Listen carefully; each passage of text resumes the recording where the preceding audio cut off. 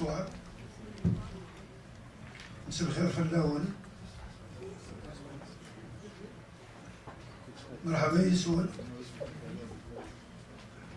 إخواني أخواتي، مرحبا بكم في هذه المناسبة تاع 19 مارس. Je voudrais d'abord commencer par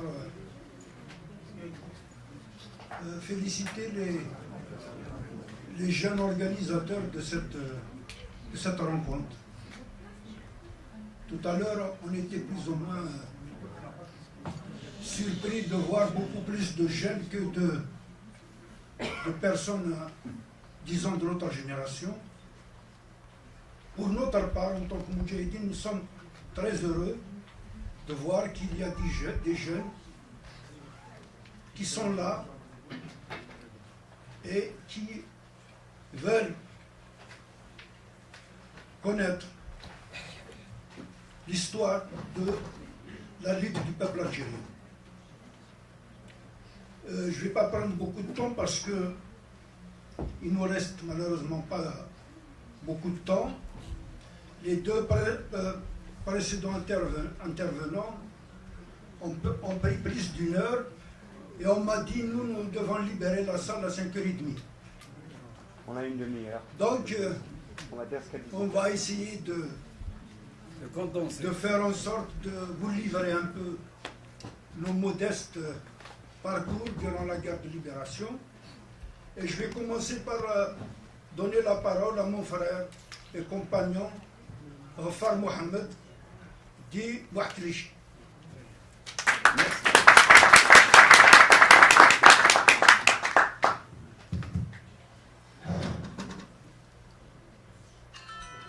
Mesdames, Messieurs, je suis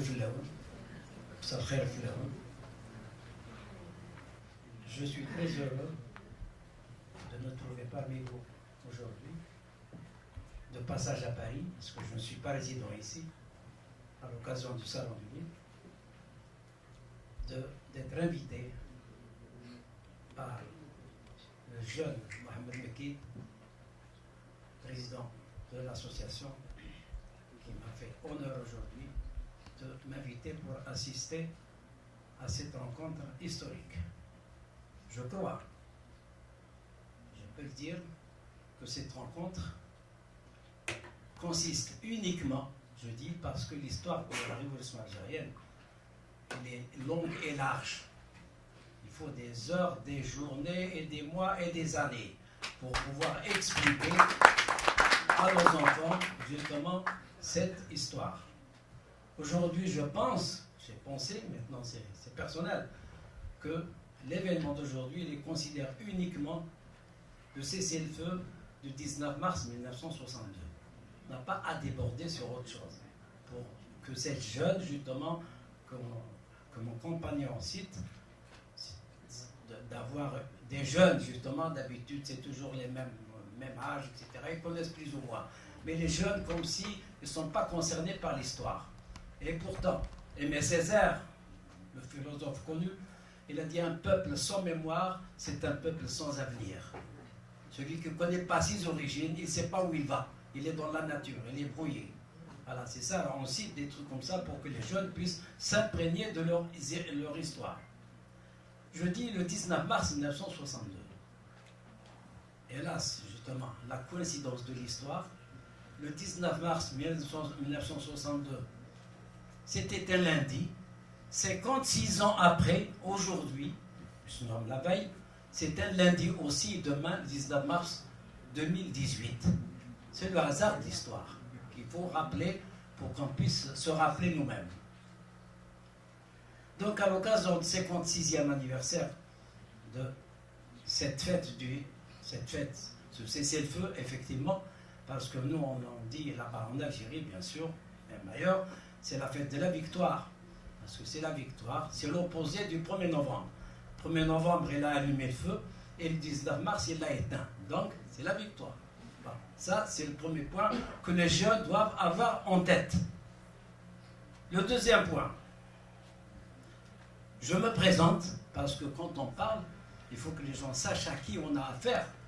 Justement, c'est ça le problème, puisque mon ami, mon compagnon Rescrit disait justement, quand même, c'est un honneur pour moi de me passer la parole avant que lui-même, parce qu'en tant qu'ancien président de l'amicale des Algériens en Europe, ancien membre de justement député, ancien, etc.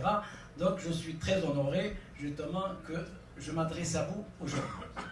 Alors, les origines, parce que je dirais bien, le 19 mars 1962, effectivement, 8 ans de lutte pour arriver à cette conclusion. 1er novembre jusqu'à 54, jusqu'à 62. Et bien, l'événement qui a marqué justement le dernier événement de la lutte de libération nationale, la dernière bataille, ça a été dit et c'est concrétisé, c'était la bataille de Paris, comme l'a appelé le regretté Jean-Luc Inaudi, la bataille de Paris du FLN, dans son livre qu'il a édité en 1991. Donc le 17 octobre 61, c'était la bataille de Paris du FLN, de la révolution algérienne, de manière générale. Et bien le dérivé, justement, de ce jour, 19 mars 2018, et ben, c'était le 17 octobre 1961. Alhamdulillah, comme on dit, je me présente, puisque moi, Clichy, c'est mon nom de guerre, effectivement, c'est tout le monde, même Mohamed Boudiaf à l'époque, je dirais comme tout le monde, il y a des noms de guerre, parce que tout le monde ne donnait pas les vrais noms, pour des raisons, bien sûr, de sécurité et tout. Mohamed Boudiaf, il est connu, avant qu'on connaisse son vrai nom, c'est Taïeb al-Watani. Ben Mehdi, et là c'est l'Akhdar. Je cite comme ça nos héros, c'est ça, justement. Donc, ce 17 octobre, je dirais comment, quand je suis un survivant, je suis l'acteur, un des acteurs de cette manifestation, justement au sein de la fédération du FLN en France. Et en même temps, un rescapé de cet événement. Je répète encore, le dérivé du 19 mars, c'est la dernière bataille du FLN, bien sûr, du 17 octobre 61. Ben, je dis rescapé, je le dis bien, j'étais responsable au niveau de la Wilaya 1, je vous donne un peu le schéma de cette structure. Alors à l'époque, le FLN, Paris et ses banlieues, bien sûr, ils étaient divisés en deux wilayas. C'est la Seine qui les a divisés, dont dit la rive gauche et la rive droite. Moi, j'étais à la rive gauche, justement, avec... j'étais adjoint, membre du comité de wilaya, justement, le chef de wilaya et deux compagnons, deux adjoints. J'étais un des deux compagnons, un super homme. Voilà. Donc, toute la rive gauche, elle couvre, je dirais, puisque vous êtes tous ici, mais moi, je l'ai en tête de l'époque parce qu'on a vécu la clandestinité. Il fallait retenir, il n'y avait pas d'écrit, il n'y a pas de truc. Il fallait retenir, c'est la mémoire. Ben, la rive gauche, elle comporte 8 arrondissements. 13e, 14e, 15e, 16e, 5, 6, 7, 8. Voilà, je vous donne. Et toutes les banlieues jusqu'à Melun. Voilà. Et la rive droite, et bien sûr, les premier, deuxième, troisième, quatrième arrondissement, plus 11, 12, 14, non, 11, 12, justement, là, 11, 12, 17, 18, 19 et 20, en tous les cas, et toutes les banlieues jusqu'à au nord, effectivement. Donc, cette manifestation du 17 octobre, c'est une marche pacifique déjà, parce que là, en fond, dans les manifestations, on suppose la casse, crier, etc., mais c'est une marche pacifique. Alors, donc, pour ne pas... les origines de cette manifestation, elle n'est pas tombée du ciel. Cette date-là, pourquoi pas le 15, le 20 ou je ne sais pas quoi, etc. Eh bien, le 17 octobre, c'était justement a été provoqué par Maurice Papon. Vous connaissez bien sûr que c'est un... Je ne dis pas... le qualificatif, peut-être, je ne sais pas... c'est pas maintenant de dire qu'il est criminel ou il est ce qu'il est, en tous les cas. Alors, le 17 octobre, je ne veux pas y aller plus loin parce que, comme a dit mon compagnon, on a utilisé beaucoup de temps, justement tout à l'heure, je m'excuse, les intervenants, chacun, bien sûr, a donné sur ce qu'il devait dire, mais on n'a pas focalisé justement l'événement d'aujourd'hui sur le 19 mars 1962. Voilà. Alors donc, cette manifestation, l'origine, je veux dire l'origine, parce qu'il a des origines justement. Les origines, c'était justement l'idée, je dirais l'idée de Abban Ramdan, pendant le congrès de la Souma, justement. Alors le congrès de la Souma, justement, du 20 août 1956, bon, que vous connaissez, je n'ai pas à m'étaler dessus, ben à partir de là, où il y a eu un message que le CCE, Comité de coordination et d'exécution, ils étaient 5, c'est connu, on n'a pas à les citer, alors ils ont envoyé un message aux responsables de la fédération du FLN en France à l'époque, en 56, pour bien préciser, dans lequel ce message, je l'ai même scanné dans mon livre, justement, parce que pour donner justement l'authenticité justement de cet événement, il a été signé par 6 responsables qui ont participé au congrès de la Souma, justement. Et bien, ce communiqué, ça veut dire ce message envoyé à la fédération du FLN en France, qu'est-ce qu'il dit? Je vous dis grosso modo, hein, parce qu'il est scanné, donc je ne vais pas rentrer dans les détails. Il a été signé par l'Arbi Ben Mehdi, celui qui a présidé le congrès de la Souma, pour que les jeunes connaissent un peu l'historique de notre révolution. L'Arbi Ben Mehdi, Karim Belkacem, Abban Ramdan en 3e position, parce que le rédacteur, celui qui a le penseur justement, et le penseur et en même temps autre chose, l'architecte de la révolution. Alors le 4e c'était Omran, le 5e c'était Zirot Youssef, le 6e Bantobal, l'Akhdar, et le 7e c'était l'Arbi Ben Mehdi, c'est le premier, je l'ai cité. Alors donc et le dernier, le 6e, c'était Shrif Ali Mellah, voilà, le responsable de la wilaya 6 à l'époque. Bon. Alors donc ce communiqué qui a été envoyé à la Fédération de front du FLN, dans lequel il disait justement, il est clair, malgré que peut-être avec le temps, eh ben, il y a des choses peut-être qu'il faut éviter, mais il est clair, il est là, il est scanné dans d'autres livres. Ben Khadda, il l'a scanné dans son livre, Ben Khadda. Donc c'est un communiqué officiel. Eh ben, il disait à la Fédération du FLN en France, éliminez les messalistes, le premier point objectif. Parce que sinon, notre révolution n'aboutirait pas. Parce qu'il faut qu'elle soit unifiée. Il n'y a qu'un seul front qui dirige la révolution. Il n'y a pas d'autre, justement. Et bien, ça, c'est le premier point. Et en même temps, dans la plateforme de la Souma, justement, qu'est-ce qui a été écrit dedans? Les objectifs fixés à la fédération du FLN, les objectifs dans la plateforme de la Souma. Vous pouvez la relire. Elle existe.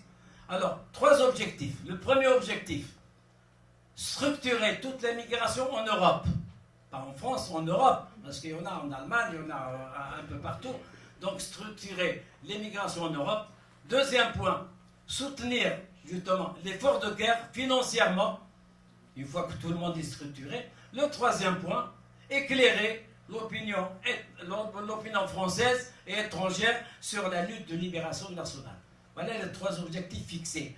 Nous, la fédération du FLN, on en a appliqué, ce n'est pas à 100%, à 1000%, justement ces 3 objectifs fixés.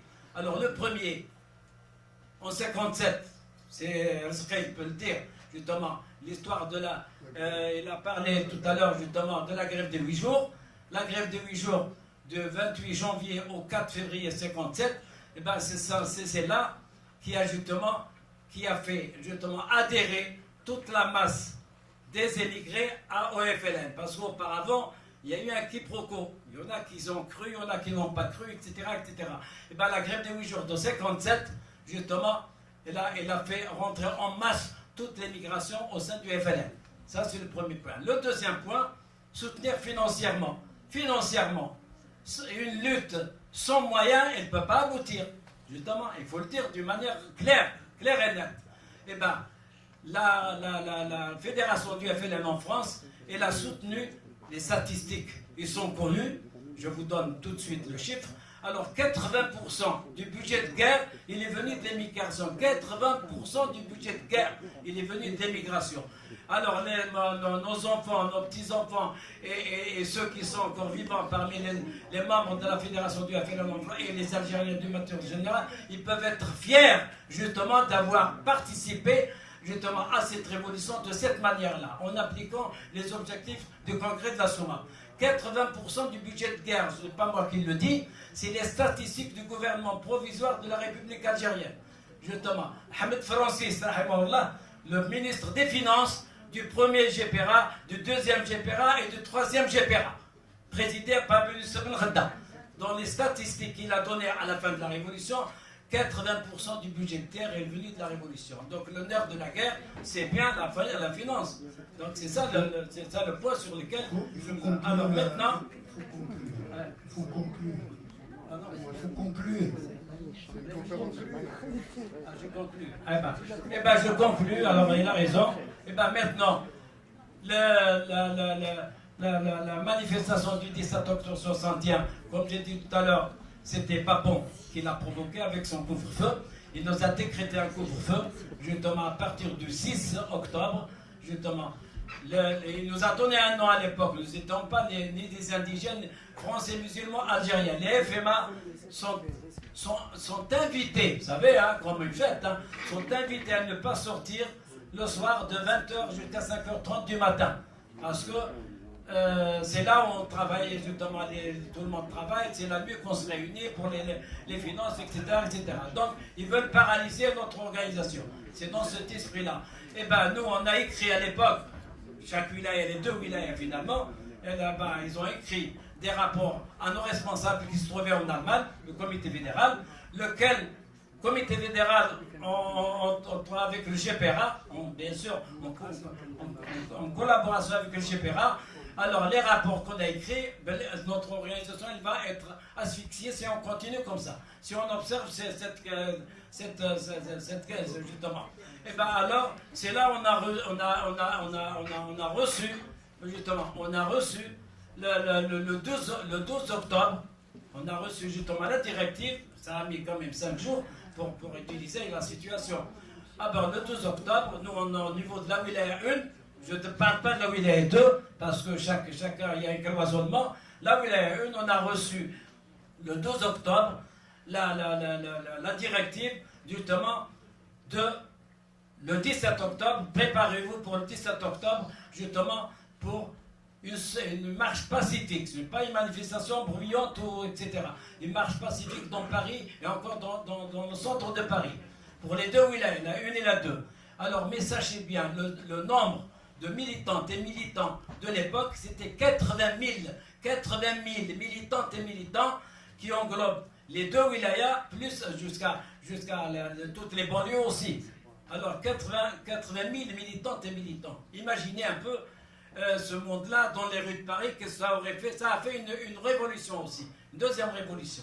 Et Ben Khadda, le président du GPRA, c'est ce qu'il a dit. Il a dit Paris, justement, j'ai même les écrits ici, Paris revêt aujourd'hui une ville en état de guerre. Elle était en état de guerre, justement. Et après cette manifestation, le 17, on devait sortir hommes, femmes et enfants dans les rues de Paris, au sein de Paris, opéra et tout ce qui s'ensuit. Même ceux qui ont des poussettes, ils n'ont qu'à sortir avec les poussettes. C'est ça le rôle, justement. Tout le monde. Alors le 18, c'est les commerçants. Les commerçants n'ont pas le droit d'ouvrir, de fermer leurs boutiques. Tout le 18. Et le 19, voilà un jour encore qui rappelle justement l'apport de la femme algérienne.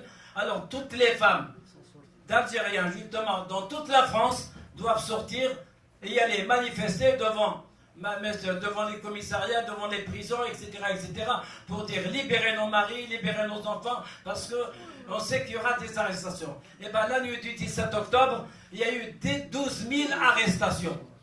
La nuit du 17 octobre. Maintenant, je cite pour les femmes, justement, la symbole, on dit la symbole, justement, de cette manifestation, la fille, la jeune victime, enfin victime, la plus jeune victime déjà, c'est la lycéenne Fatima Beddar, voilà. Elle est à Saint-Denis, elle est au collège à Saint-Denis, Elle est sortie avec son cartable. Justement, elle a été prise comme tout le monde, jetée au canal Saint-Denis le 17 octobre 1961 à 21h. Et ben voilà, donc elle symbolise. Et maintenant, Fatima Bkar, elle rentre dans l'histoire, elle est rentrée dans l'histoire. Et le 17 octobre, je reviens maintenant à l'histoire, puisqu'il est connu et reconnu. Le gouvernement français, la République française a reconnu le 17 octobre. Voilà. Ça, Hollande, en 2012, il a reconnu officiellement la sanglante répression des manifestations des Algériens. Et l'Algérie, nous, bien sûr, cette année, l'année dernière, en 2016, la ministre de l'Éducation nationale, elle a inclus dans le sujet du bac, le sujet d'histoire, le 17 octobre 61. Peut-être il y a autre chose à dire, mais je viens de me dire. Alors donc je vous dis, moi j'ai vécu l'événement en tant qu'acteur et en même temps en tant que rescapé. Pourquoi rescapé? Eh bien là, il faut le dire, parce que nous étions trois, le chef du wilaya et ceux deux Algériens, on était réunis à Bagneux, justement, au square Montesquieu, je le dis tout de suite. Eh bien, on s'est réunis là-bas, et ben il y a eu la police. La police, justement, a essayé il a fait une razzia. Et ben on s'est sauvé par on était au premier étage, on a sauté, Moustache, chef du wilaya, mon compagnon et moi-même, on a sauté par la fenêtre le 31 octobre 1961. Et aujourd'hui, je suis parmi vous, je suis heureux de donner je peux parler jusqu'à demain, mais tout ce que j'ai dit, il est dans le livre. Alors il y a 650 pages, et encore préfacé par Jean-Luc Unodi, celui qui m'a aidé à écrire, et en même temps, Bertrand Delanoë, il m'a félicité, j'ai scanné même son livre, et vous m'excusez, vous salam alaikum. À présent, je vais laisser la parole à Al-Rema Djilali, un des compagnons de lutte. Lui, il avait occupé des responsabilités, et il a milité, occupé des responsabilités ici à Paris, dans la région parisienne. La parole donc à Sidi Djilali, en lui demandant lui aussi de résumer au maximum pour qu'on puisse libérer la salle à 5h30. Merci. Merci. J'essaierai d'être bref parce qu'évidemment, ceux qui ont procédé ont beaucoup parlé de l'événement et particulièrement de la guerre d'Algérie.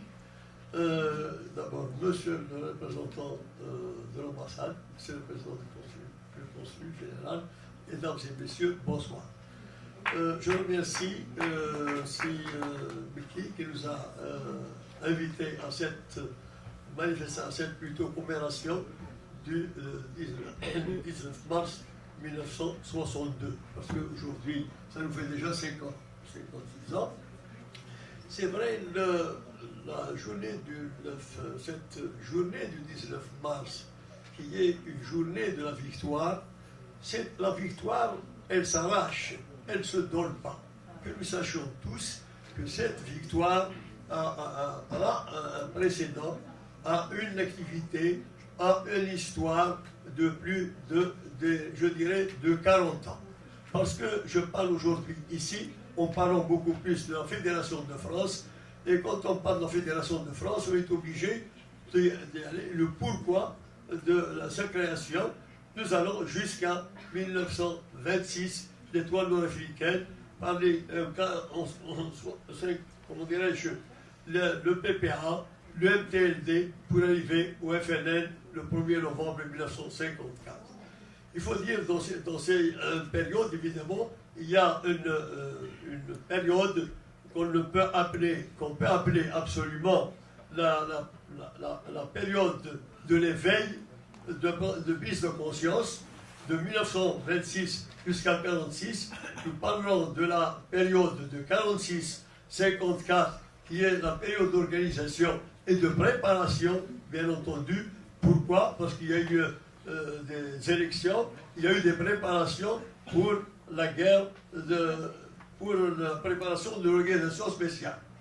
Donc, c'est ces événements de 1945 qui ont beaucoup plus bousculé la situation jusqu'à créer l'organisation spéciale en 1947 et arriver au 1er novembre 54.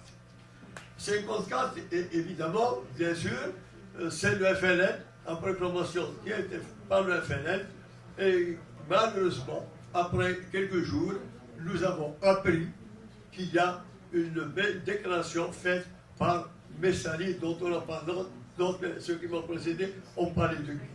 Pendant cette période, il faut dire, nous qui étions les premiers ici, on s'est retrouvés complètement dans un état où on ne savait plus à quel sens se vouer. Finalement, il a fallu prendre une décision d'envoyer des militants en Algérie pour nous ramener des renseignements exacts. Qu'est-ce que c'est le MNA? Pour nous préciser, est-ce que c'est le FLN qui combat ou bien c'est le MNA?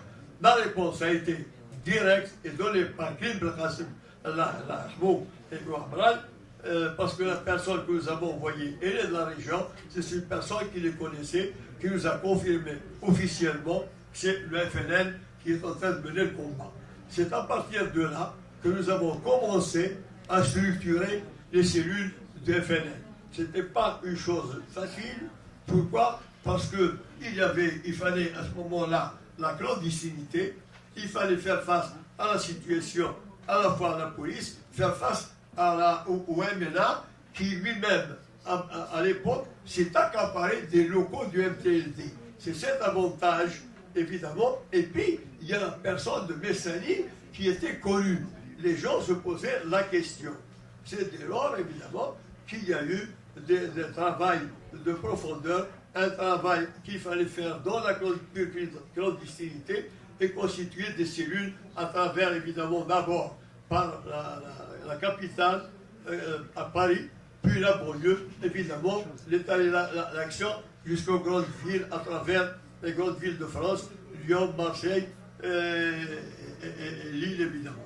Donc, c'est là où les premières cellules du FLN se sont constituées. Comme ils ont parlé, les amis qui m'ont précédé, évidemment, de la grève des 8 jours, c'est-à-dire la grève des 8 jours, quand il y a une consigne qui a été donnée par le CCE de déporter absolument le combat en France, c'est là, évidemment, que la Fédération de France a commencé à s'organiser et à mener campagne pour la grève de 8 jours. Cette grève, évidemment, la campagne a commencé en 1956, à partir de septembre 1956. Pourquoi? C'était à l'époque où il y a eu une inscription de la question algérienne aux Nations Unies. Donc il fallait absolument s'unir autour du même combat. Il faudrait que le FLN participe à cette grève pour montrer qu'il y a un seul représentant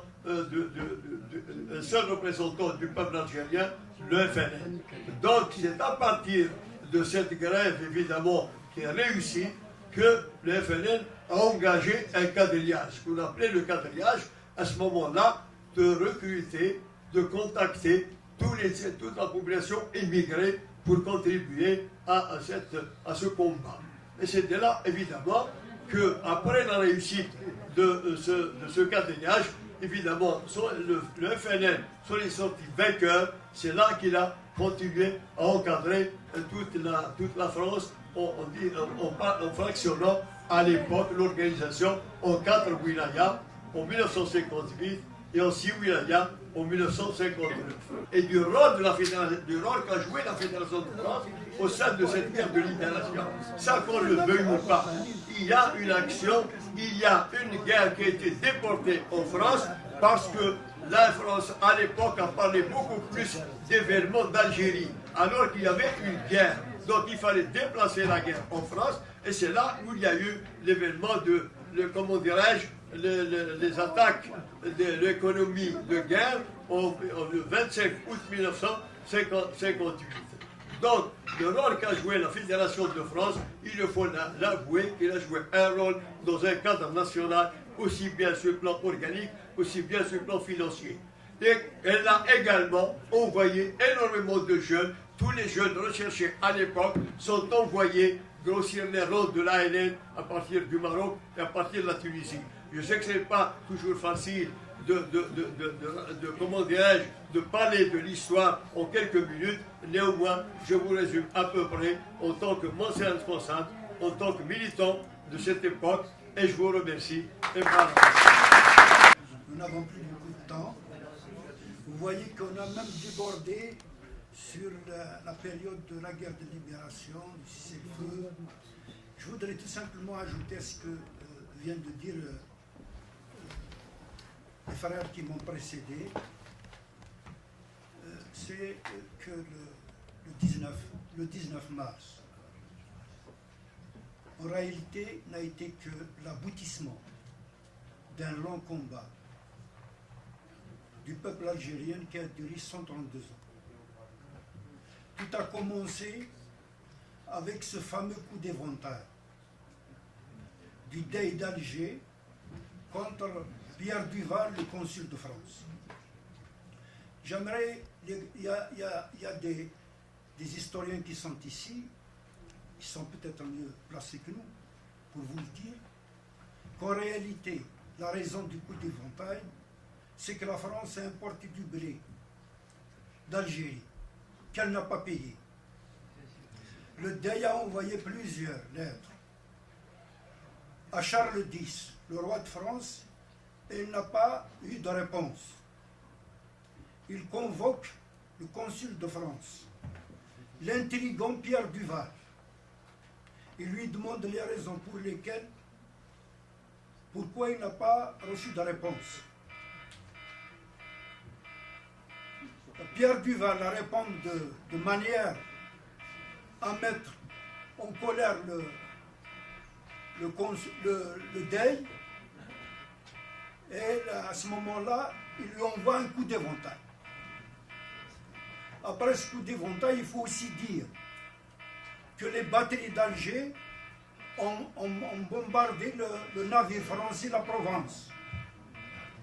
Ce qui fait que Charles X, cherchant à se donner une nouvelle légitimité, avait décidé d'envahir l'Algérie.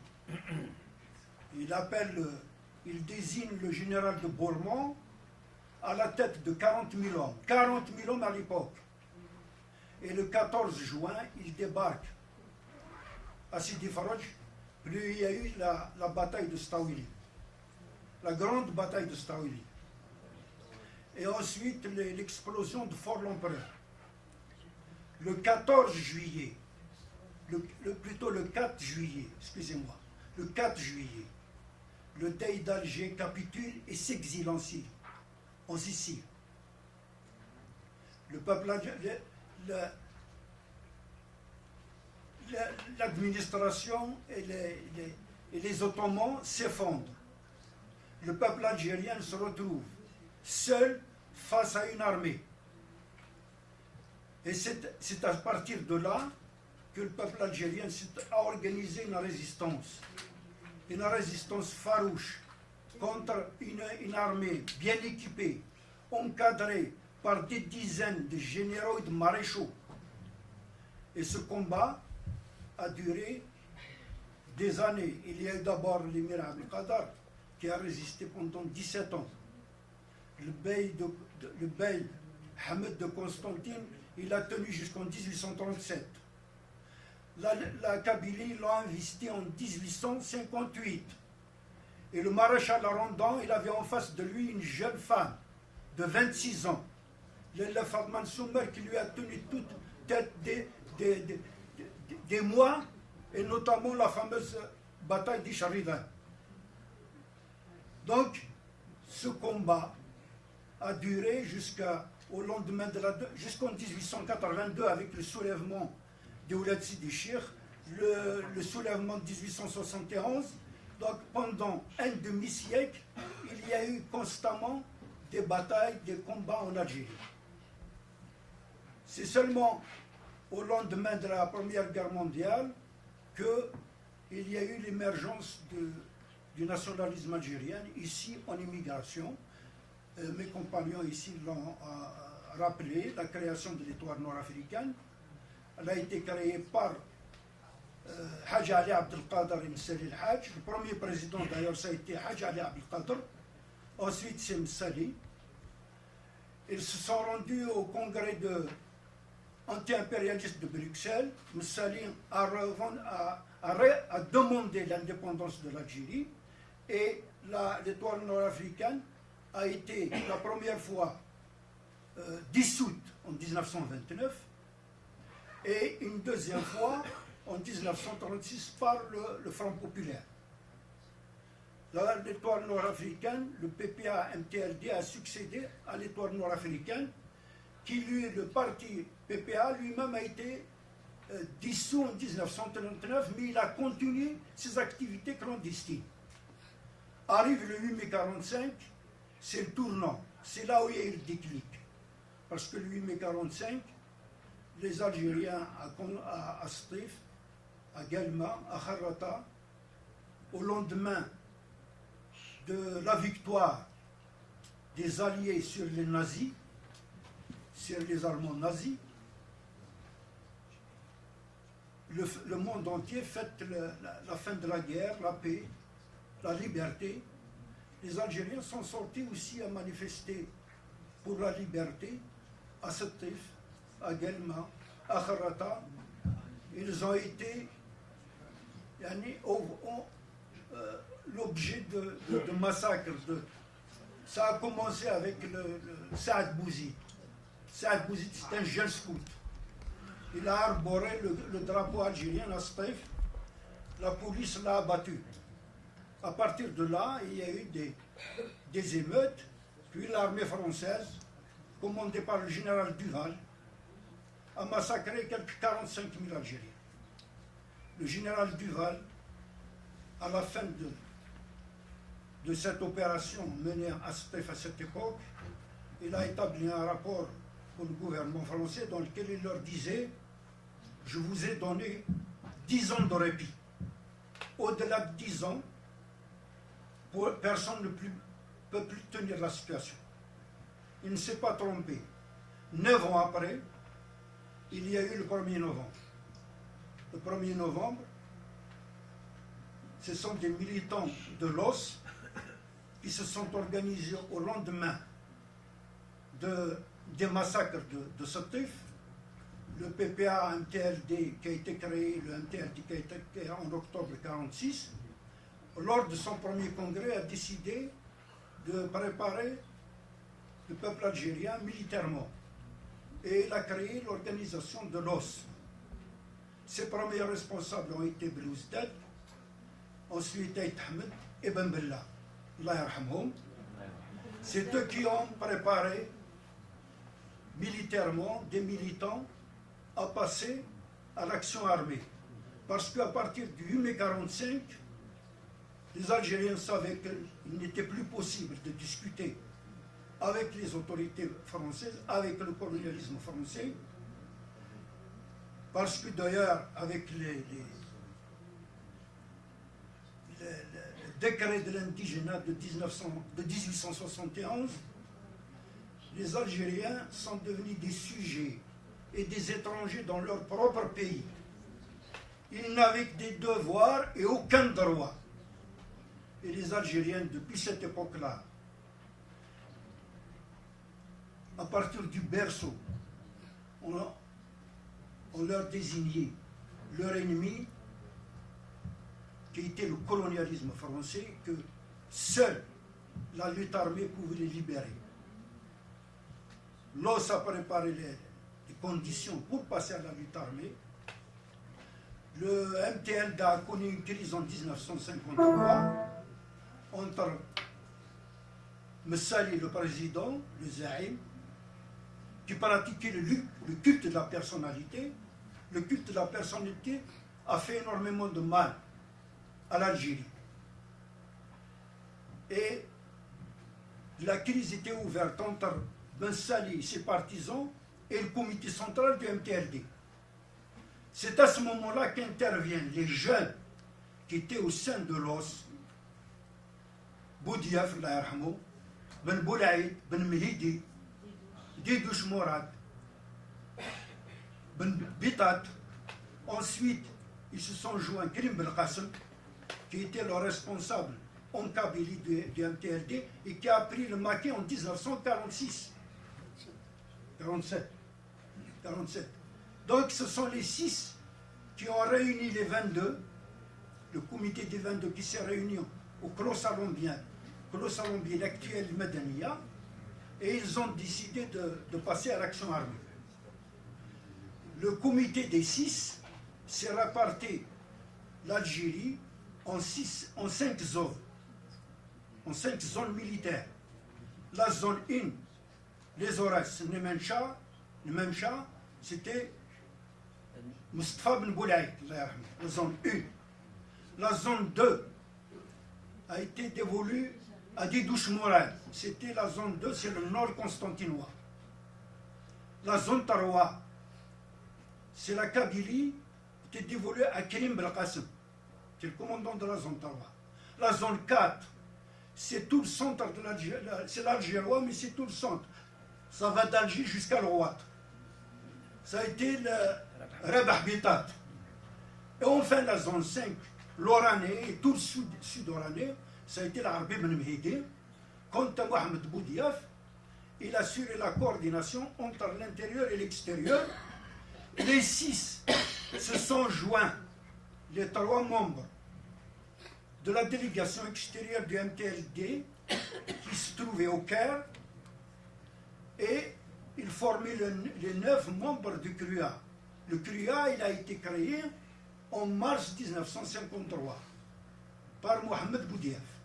C'est donc la nuit du 31 au 1er novembre que la décision a été prise de déclencher des actions armées.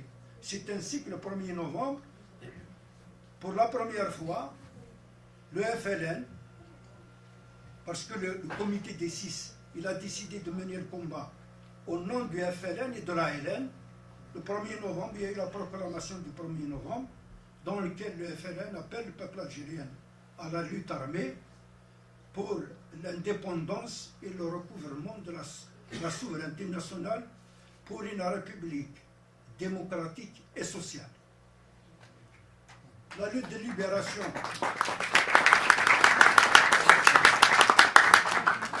La lutte de libération a embrasé toute l'Algérie. Ici en France, Boudiaf a tenu une réunion le 14 décembre au Luxembourg avec 15 militants du MTLD, et à partir de là, ils ont lancé l'organisation du FLN en France en désignant Mourad Tarbouch comme premier responsable de la fédération. À partir de là, l'immigration s'est organisée ici en France, et comme le disait Mouakilichi, Djilali, la fédération de France du FLN a fourni à 80% le budget de guerre de la lutte de libération nationale. Et c'est grâce à l'immigration et grâce au fait que la fédération fournit 80% du budget de guerre que la direction de la révolution est restée indépendante, autonome de toutes les situations extérieures pour mener le combat librement, sans aucune ingérence. Il faut le dire, et l'immigration a joué un rôle déterminant. Bravo.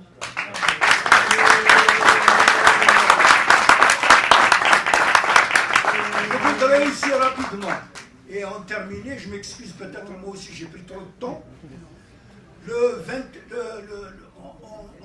en 1958, le 25 août, sur décision du GPRA, du CCE plutôt, le second front a été ouvert ici en France pour soulager l'armée de libération.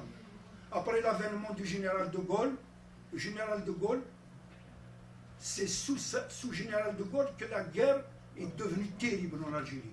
Pourquoi? Parce qu'il a doublé les effectifs.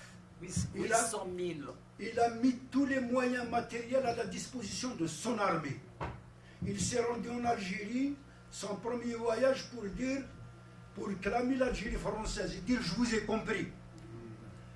Mais le général de Gaulle, 2 ans après son arrivée au pouvoir, ayant constaté que son armée ne pouvait jamais arriver à bout de la résistance de l'ALN, du peuple algérien, il a décidé de commencer sa politique, allant à commencer par parler de discuter avec les combattants. Il demande de laisser les couteaux au vestiaire et de venir discuter. La paix des braves. Il a appelé à la paix des braves. Le GPRA, le CCE a répondu que les Algériens préféraient la paix, la mort des braves que la paix des lâches. Exactement.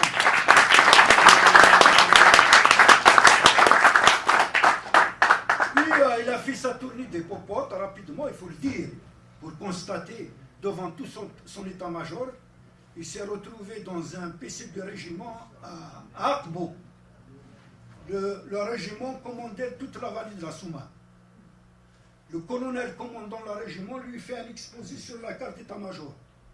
Il conclut en lui disant: mon général, ici le secteur est pacifié. Parce qu'il faut vous dire qu'à l'époque, on ne parlait pas de guerre d'Algérie, on parlait de pacification. Ou des événements d'Algérie de pacification. Alors il lui dit: mon général, le secteur est pacifié. De Gaulle lui répond: galop très bien, colonel.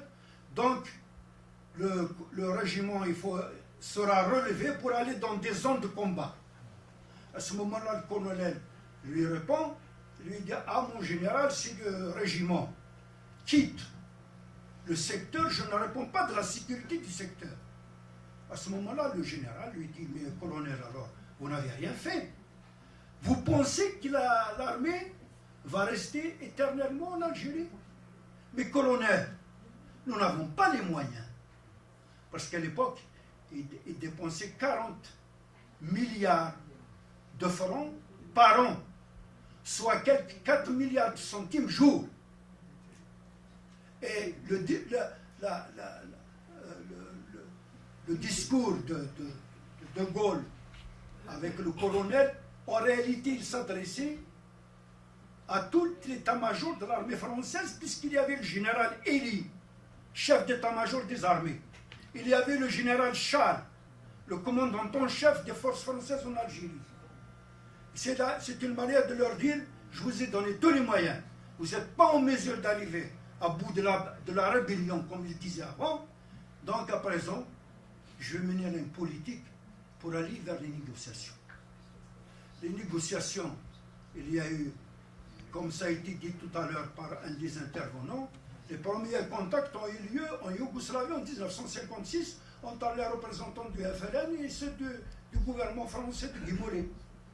Ça n'a rien donné. Ensuite, après l'avènement de Gaulle, il y a eu les premières négociations à Melun, qui ont été menées par Mohamed Ben Yahya et Ahmed Boumenjel, avec les représentants français. Ils se sont séparés à cause du Sahara, parce que la France a prétendu que le Sahara n'appartenait pas à l'Algérie. Alors à ce moment-là, ils se sont séparés en disant: bah, la guerre continue. Ensuite, il y a eu, en 1961, les négociations des Russes, puis la signature des accords d'Évian. Et les accords d'Évian, avant qu'ils soient signés le 18 mars, ça fait 56 jours, jour pour jour, eh bien, il faut quand même le dire, il y a eu une interruption des négociations, toujours au sujet des Sahara. Pourquoi? Parce que les Français, ils ont voulu utiliser plusieurs formules. Ils sont allés d'abord par dire: non, le Sahara n'appartenait pas à l'Algérie. Ensuite, ils sont passés à la formule, ils ont utilisé la formule de mer intérieure, qui doit être exploitée en commun avec tous les pays riverains et la France. Les pays riverains, c'est ceux actuellement que nous avons nos frontières avec eux.